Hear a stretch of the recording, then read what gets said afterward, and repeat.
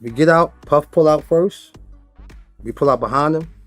He blow past the light. Looks like it's time for some spicy revelations, and apparently they may shed more light on Puff Diddy's dubious activities and his role in Biggie shooting Lil Cee. A rapper and close friend of the demised rap legend, was not just a bystander in this tragedy, and now he seems to be giving us more details on why this case remains unsolved for almost 3 decades. The tragic night that silenced the rap legend Christopher Wallace, known to the world as the notorious B.I.G., or Biggie Smalls Lil Cee, was one of the few witnesses of the events, and apparently he's now coming with previously unheard details of Puffy's crazy behavior that may just expose his involvement in this crime. Say nothing, then yell nothing. Just pop, pop, pop, pop, pop, pop, pop, pop, pop. And by that time, his truck had came back around. As you know, Diddy's car was ahead of the truck where Biggie and Lil Cee were driving, and when the vehicles reached the traffic light, Diddy's driver kept on going while Biggie's car was forced to stop, and that decision cost the rap legend his life. Now it may look like just a mere coincidence, but in fact, as Lil Cee is saying, it seemed like Puff had it all planned, and it's not just him who thinks that the entire operation was meticulously crafted. Gene Deal, who was part of Puff's security crew back in He 90s, also set the record straight. According to him, the shadowy figure responsible for Biggie's shooting was lurking in the shadows, waiting for the perfect moment to strike. The stories they tell is not truthful. Wasn't no drive-by. Car was standing there at the corner. So, drive-by shooting seems like the official version of the events, but everyone who's been around on that fateful night definitely has another vision of this story.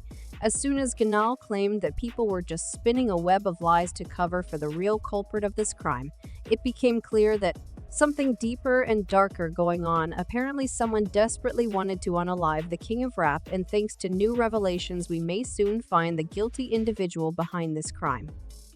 Before we left Andre Harrell's house, Puff told me I didn't have to go. I mean, there exists the so-called official version of how Biggie had lost his life, but according to many insiders and witnesses, Jen and Deal included, they do not reflect the real picture of what had happened. As he said in his interview, it just hurts because they lied too much. A lot of that stuff belies the way they put it together because they listening to these white boys who wasn't even there now. You might be wondering, what's the real tea? Well, here's the ultimate thought that Lil Cee seems to share with the rest of the hip-hop community.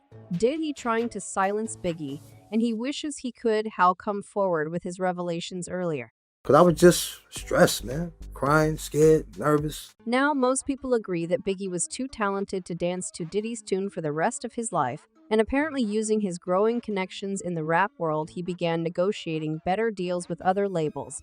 And that, according to many people, make his boss Puffy extremely jealous. He didn't want to share his piggy bank with anyone else and chose to silence his own artist. And in fact, Biggie had plans to leave Bad Boy Records. Just months before his untimely demise, he had his sights set on greener pastures. He was all set to spread his wings and launch his own record label, leaving Bad Boy in the dust. As soon as he met his contractual obligations, Big was showing me a contract, cuz I was saying the Big was like, yo Gene, I like you. I would take you with me, bro, and don't be fooled by those flashy photos of Puffy and Biggie.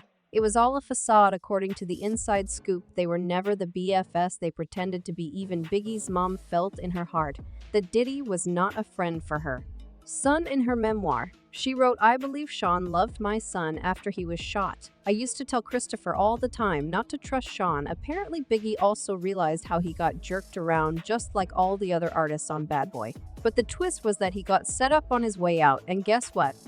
Quite quickly after making that decision, he lost his life. Now, many people don't say it's some kind of coincidence. As one person commented, I've never heard Puffy state that he was going to find Biggie's Hooter throughout the years. I see why now. And another user added, fake friends set up Biggie. He had to play it this way to make it look like East Coast, West Coast revenge. Perfect cover.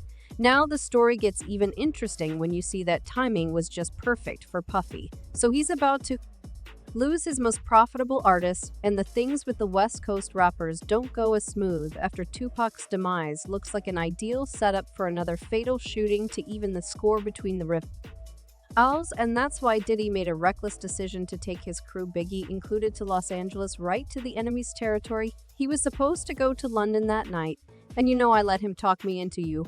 No, not going to London and staying in Things took a sinister turn shortly after the East Coast crew left the Vibe Awards after party, so picture this: 3 cars were waiting for them outside. Diddy led the way in an SUV, and Biggie and his crew, including Lil CE, popped into a suburban that were followed by security, and only one person among them all knew that it was Biggie's last party ever. So what happened next? Diddy's car rushed through a yellow light like there was no tomorrow, leaving Biggie and the security car at the red light. It was at that moment that a white Toyota Land Cruiser made a grand entrance, squeezing itself right between the 2 cars, and a Chevrolet MP pulled up alongside Biggie.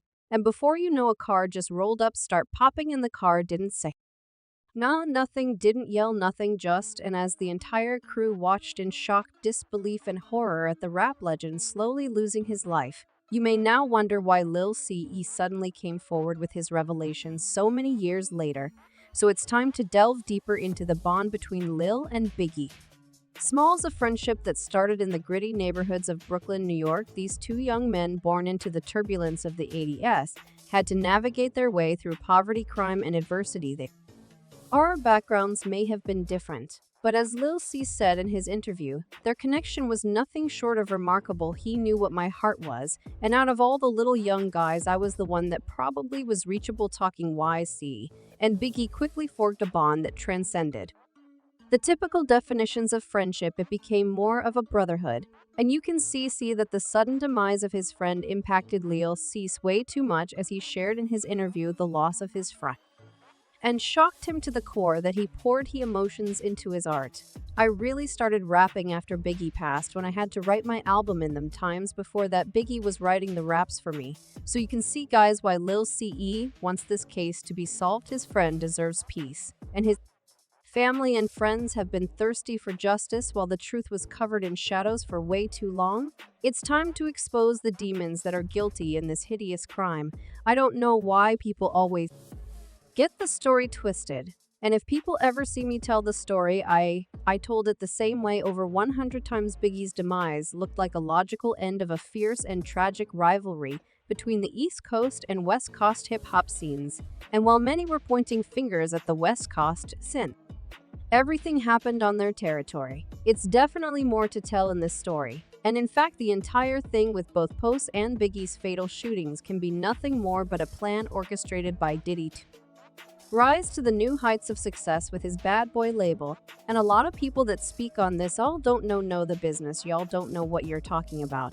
So it's going to be a teaching moment. Never in his life he expected that Diddy would go down so low as to eliminate his own artists to profit on his name and legacy. However it happened. Biggie's passing away was a devastating blow to Lil CE, robbing him not only of a friend and mentor, but also leaving a void in the rap world that could never be filled, no matter what we was going through. We wish that on nobody, you know what I'm saying, like definitely not. No matter what was going on in the aftermath of his friend's passing, CE faced the daunting task of carrying on his friend's legacy. He continued to make music and remained active in the hip-hop scene, but the absence of Biggie cast a long shadow over his journey. He can't seem to get over this loss and wants the culprit behind his friend's demise to be punished. And if you check the comments on social media, he's not alone in this, as one person commented, "I don't see how he slept for so long. Did he got so much blood on his hands?"